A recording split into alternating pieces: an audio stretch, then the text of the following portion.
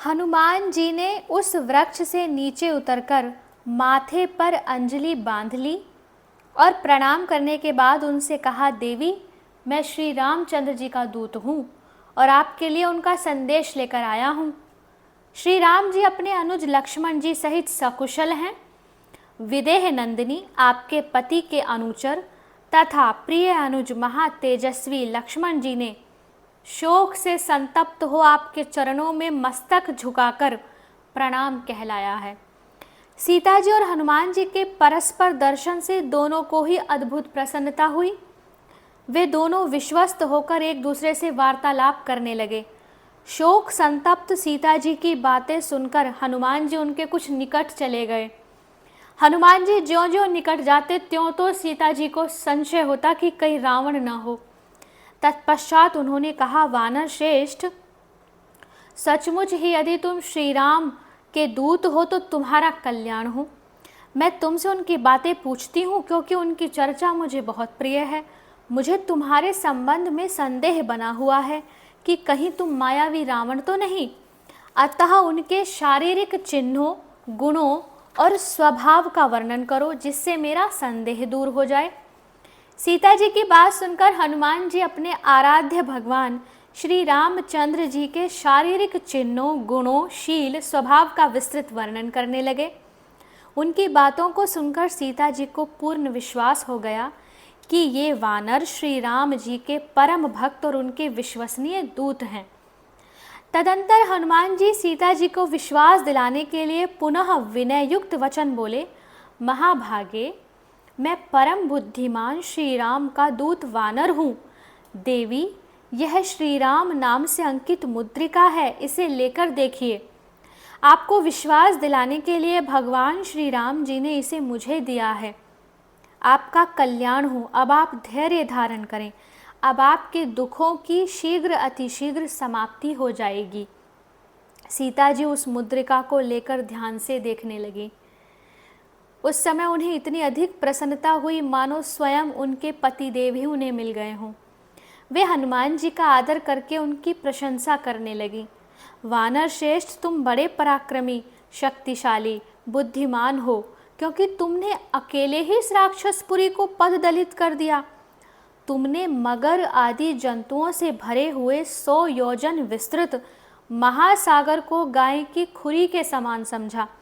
वानर शिरोमणे, मैं तुम्हें कोई साधारण वानर नहीं समझती, क्योंकि तुम्हारे मन में रावण जैसे भयानक राक्षस से भी न तो भय है और न घबराहट।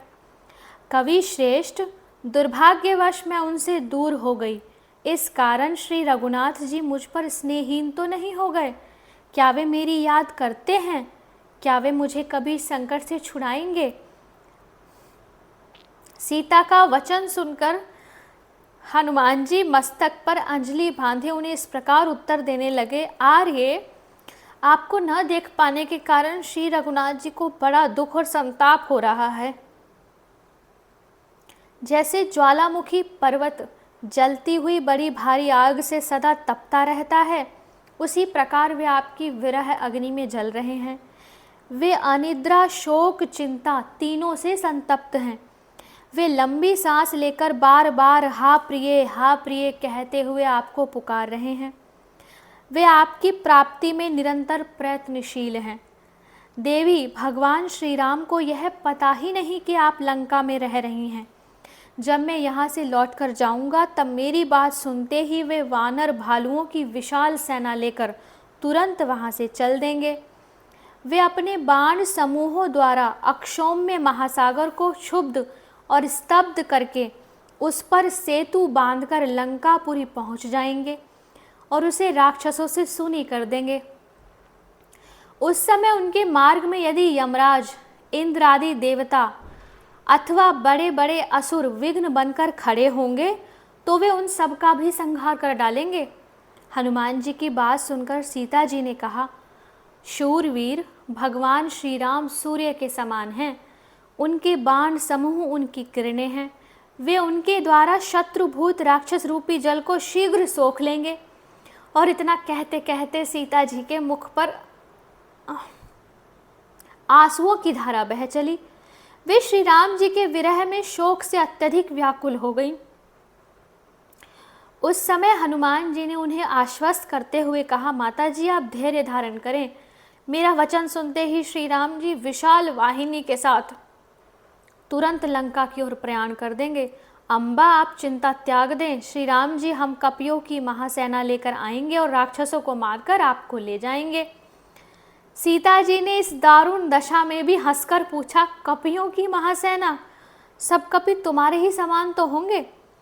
राक्षस पर्वताकार महाबलवान जन्मजात क्रूर होते हैं।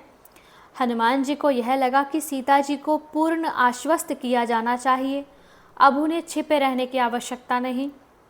भगवती भूमिजा के श्री चरणों का दर्शन करके वे उन्हें प्रभु श्री राम का संदेश दे चुके थे, अब तो उन्हें रावण से भी साक्षात करना था। ऐसा विचार कर उन्होंने अपना वास्तविक रूप प्रकट कर दिया, वही पर्वताकार रूप जो जामवंत के सम्मुख आवेश में आकर किया था। इसके बाद अंजलि बांधकर प्रार्थना की, मैं वन उपवन भवन परकोटे सहित संपूर्ण लंका ही नहीं समूचा त्रिकुट उठाकर ले जाने में समर्थ हूँ। दशग्रीव मेरे सामने अल्प प्राण मसक है, आप आज्ञा दें अथवा आप मेरे कंधे पर विराजे, मैं अभी आपको श्री रघुनाथ जी के समीप ले चलता हूँ।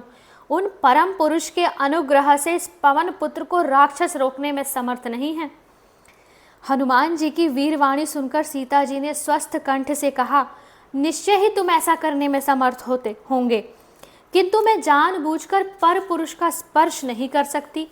दशग्रीव मुझे उठाकर ले आया, तब मैं विवश थी। भगवान श्री राम जी का भी इसी में सुयश है कि वे स्वयं तुम सबके साथ आकर दुर्दांत राक्षसों का दलन करके मेरा उद्धार करें। सीता जी का कथन सुनकर हनुमान जी ने अपना रूप संकुचित कर लिया। इतने छोटे वे नहीं बने जितने छोटे बनकर अशोक वाटिका में आए थे। उनका शरीर वैसा ही हो गया जैसा सामान्य रूप से किष्किंधा में रहा करता था। वैदेही ने हर्षित होकर कहा, मैं प्रसन्न हूँ हनुमान, वत्स तुम वरदान मांग लो। हनुमान जी ने उत्तर दिया, आपने मुझे वत्स कह दिया, मैं पूर्ण काम हो गया, मेरी कोई इच्छा नहीं रही। यह हनुमान आपका कपि पुत्र है, वत्स कहने से इसे क्या नहीं मिल गया, कौन सी वस्तु इसे अप्राप्य रह गई, आप इसे स्मरण रखें बस।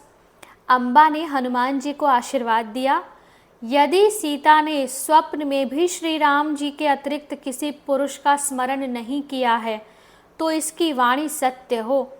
तुम अजर अमर निर्विकार देह अनंत बल पौरुष पराक्रम से संपन्न हो जाओ, विद्या और बुद्धि से संपन्न हो जाओ, समस्त सिद्धियां तुम्हें सहज प्राप्त हों, सारे सद्गुण तुम में निवास करें, तुम्हारा स्मरण प्राणी को आपत्ति में परित्राण दे और उसकी कामना पूर्ण करे। भगवान श्री रामचंद्र जी सदैव तुम्हारे अनुकूल रहें। माँ सीता आशीर्वाद दिए चली जा रही थी और हनुमान जी हक्के बक्के उनका श्रीमुख देख रहे थे। वे निखिल लोकेश्वरी पराशक्ति उनका जैसे स्नेह सागर उमड़ पड़ा, किंतु उन्होंने जब अपने आशीर्वाद का अंतिम वाक्य कहा, श्री रघुनाथ सदा तुम पर सानुकूल रहें, तो हनुमान जी के प्राण परितृप्त हो गए। उन्होंने सीता माता के श्री चरण दोनों हाथों से पकड़ लिए, उन पर मस्तक रख दिया। उनके आनंद अश्रुओं ने उन पाद पद्म को प्रक्षालित कर दिया। मेरे बच्चे वत्स हनुमान, अनंत वात्सल्य महासागर उच्छ्वसित हो उठा जगत जननी के स्नेह युक्त स्वर में। वे हनुमान जी के मस्तक पर अपने अरुण कर फिराने लगी। हनुमान जी का जन्म सार्थक हो गया, धन्य हो गया, कृतकृत्य हो गया। परम महाशक्ति अम्बा के हनुमान जी ज्येष्ठ सुत हो गए और सदैव रहे। सदा के लिए यह वात्सल्य उनका स्वत्व बन गया। और इस प्रकार यह लेख यहाँ संपूर्ण हुआ। कैसे माँ सीता ने हनुमान जी को स्नेहपूर्वक आशीर्वाद दिए और हनुमान जी सबसे ज़्यादा प्रसन्न तब हुए जब उन्हें यह कहा गया कि श्री रामचंद्र जी की कृपा तुम पर सदैव बनी रहे। तो मैं भी यही कामना करूँगी कि श्री रामचंद्र जी की कृपा सदैव हम सब पर बनी रहे। हरे कृष्णा।